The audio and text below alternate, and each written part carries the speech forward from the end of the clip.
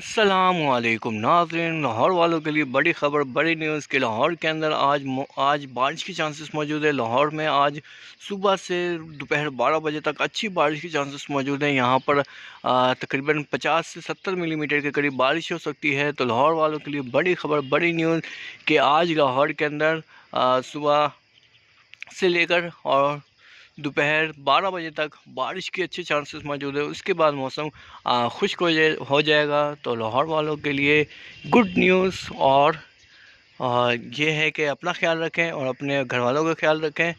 और क्योंकि ये बारिश बहुत ठंडी है, इसमें बच्चे को नहाने से परहेज़ करें।